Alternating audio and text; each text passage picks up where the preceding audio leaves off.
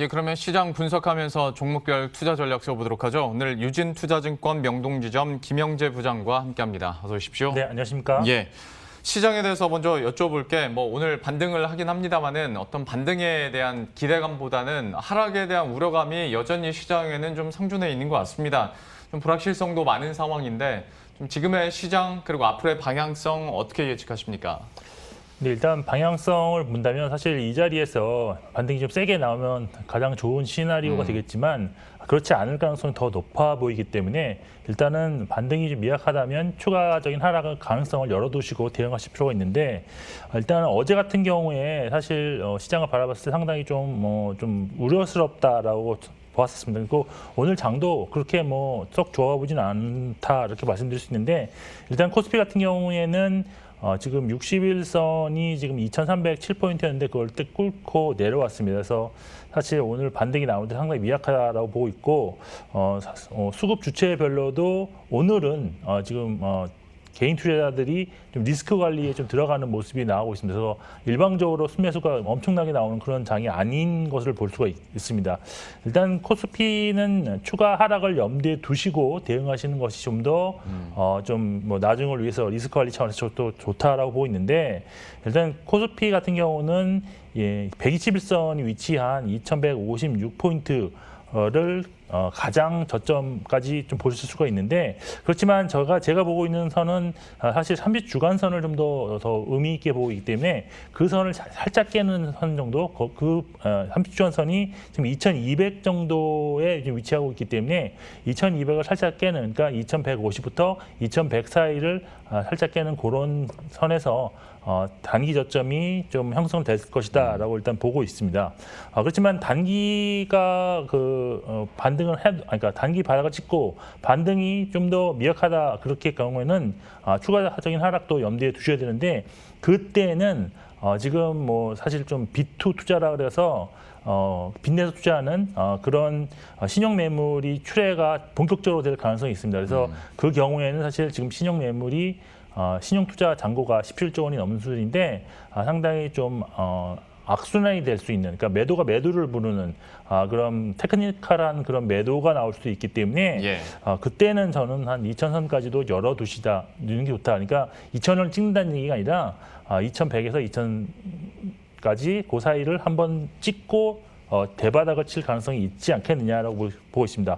그리고 수급적으로 보면 지금 사실 추석 연휴 이후에 이제 옵션 만기가 바로 돌아오는데 지금 외국인 같은 경우가 사실 올해 내내 거의 상승으로 베팅을 하고 있었는데 이번엔 좀 특이하게도 하락에 베팅을 하는 그런 모습입니다. 그래서 기관과 개인은 지금 상승에 베팅 중인데 보통 저는 이 옵션이나 선물 시장에서의 외국인이 좀 더 그러니까 경험상 잘 했던 것을 기억을 한다면 지금은 약간 좀 하락 쪽으로 좀 시장이 좀 더 바라보는 것이 좀 더 낫지 않겠느냐라고 보고 있습니다.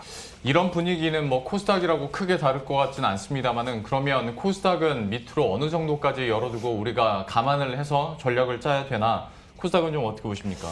네, 일단 저는 한 750선까지는 열어두고 보시라고 말씀드리고 있는데 그렇지만 아직까지 기간 조정이 나오지 않았기 때문에 다이렉트로 750이 갈지에 대해서는 저도 아직까지 확신은 없는 상황입니다. 그래서 보통 최고점을 기록한 이후에는 보통 좀 하락이 어느 정도 진행되면 한 단기 반등 정도는 주고 기간 조정 순으로 좀 들어가는 모양이 많았는데 다이렉트로 갈지에 대해서는 아직은 좀 퀘스천 마크가 있다. 그래서 사실 최근 10년 동안 고점 이후에 바로 또 추세 하락으로 이어진 적이 없었기 때문에 추세 하락까지로 이어지지는 이번에는 않지 않겠느냐라고 일단 보고 있습니다.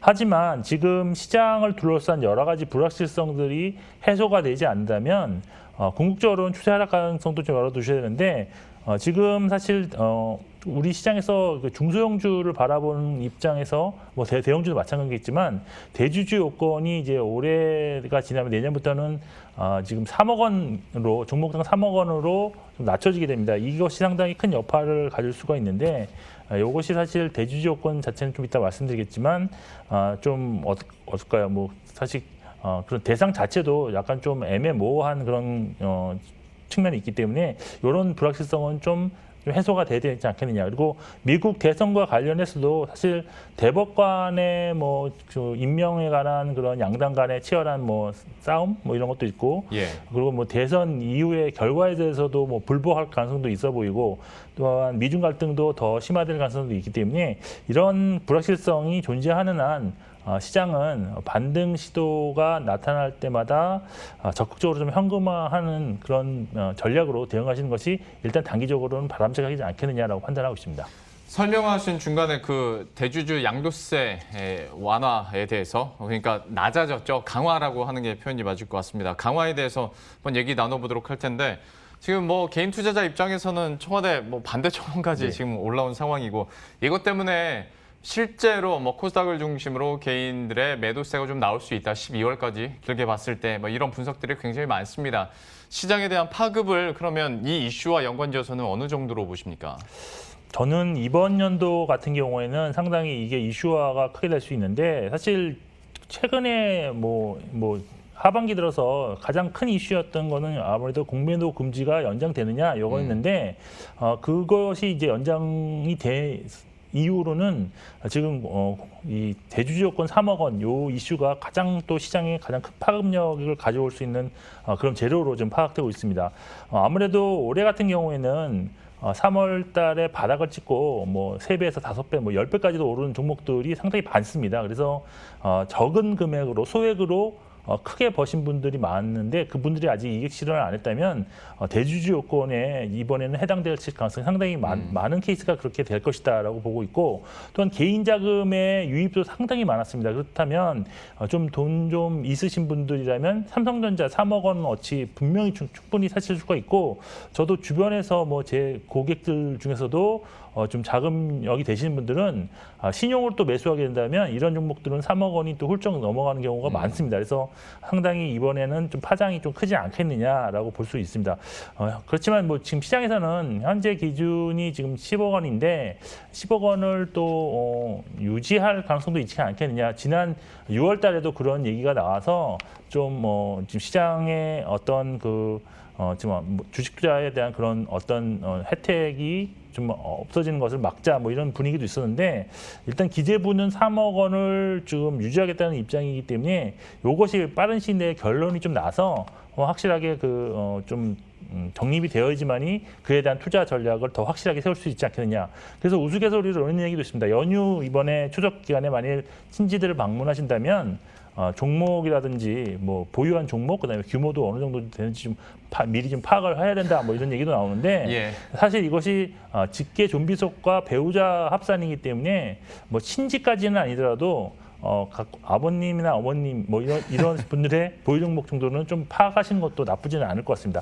그리고 예. 이와 관련된 전략도 있는데 12월 결산 기준일까지 매도를 해야 되기 때문에 그날 아마 종가에 매도하시는 분 많을 겁니다. 그래서 아마 좀 싸게 잡을 수도 있고, 그리고 이제 매수를 한 이후에 1월에는 분명 그분들이 다시 매수를 또 할 가능성이 높기 때문에 1월에는 파는 이런 전략도 한번 고려해 보시는 것도 괜찮을 것 같습니다. 저희 장모님이 요새 투자 엄청 열심히 하시던데 한번 계좌 열어봐야 될 것 같습니다. 예, 관련된 내용들도 함께 살펴봤고요. 다만 이제 긍정적인 쪽인 이슈 하나 보자면, 이제 추석 연휴가 끝나고 10월이 되고 하다 보면 실적 시즌 들어가고, 여기에서 더 실적이 잘 나올 것으로 예상되는 종목들은 그래도 갈 것이다라고 전망들이 나오고 있는데, 대장주들 컨센서스는 좀 상향 조정되고 있는 분위기다 보니까 여기에는 좀 기대를 걸어볼 수 있지 않을까요?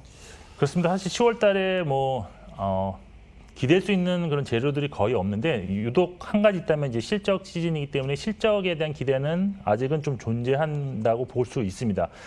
그래서 그러면 업종별로는 어떤 업종이 그럼 실적 개선이 좀 기대되냐 이걸 봤더니 7월 이후에 그 3분기 실적에 대한 그 예상치가 좀 더 올라가는 그런 업종이 좀 많이 올라가는 업종이 지금 증권, 보험, IT 가전 업종인데, 한 증권이 한 26% 정도, 그다음에 보험이 17%, IT 가전이 한 16% 정도 지금 기대치가 좀 상승을 했습니다.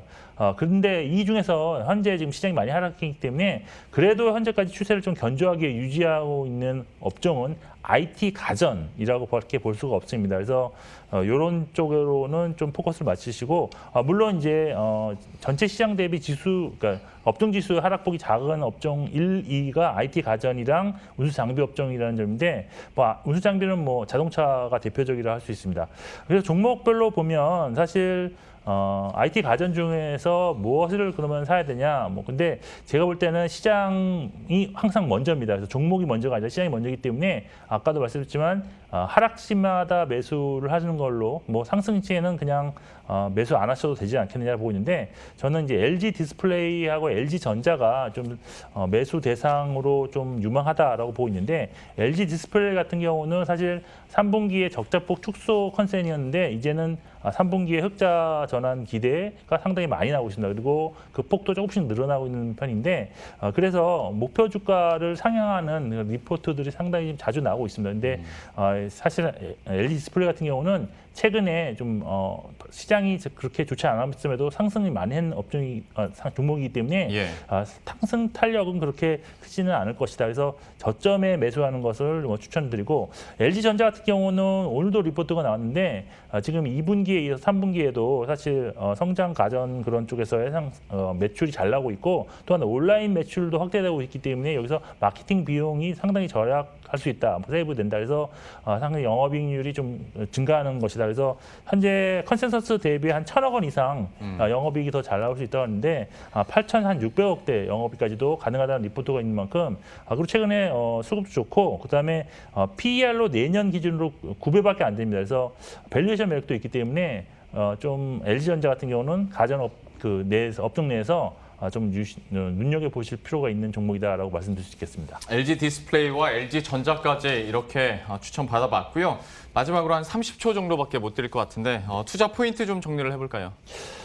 네, 일단은 추석이 이제 얼마 남지 않았습니다. 근데 추석 같은 경우가 보통 이제 그 사이에 불확실성이 존재합니다. 그래서 그 불확실성을 좀 회피하고 싶으시다면 주식 비중을 좀 줄이실 필요가 있다. 그래서 현금 비중을 저는 한 30에서 50% 수준으로 유지하시면서 좀 추석에 어떤 이슈가 좀 더 부각되는지 차분히 좀 보시고 그리고 보통 10월에는 상당히 뭐랄까요 가업 겸상 미국 대선 앞둔 10월에는 주가가 안 좋았다라는 것이 거의 컨센서스이기 때문에 이런 점도 염두에 두시면서 좀 남은 이틀 동안 주식을 조금씩 고점에 매도해 놓으시는 게 좋지 않겠느냐라고 판단하고 있습니다. 예, 우리들의 또 진짜 싸움은 추석 연휴 이후가 또 될 것 같습니다. 이후에 또 새롭게 전략 업데이트 시켜드리도록 하겠습니다.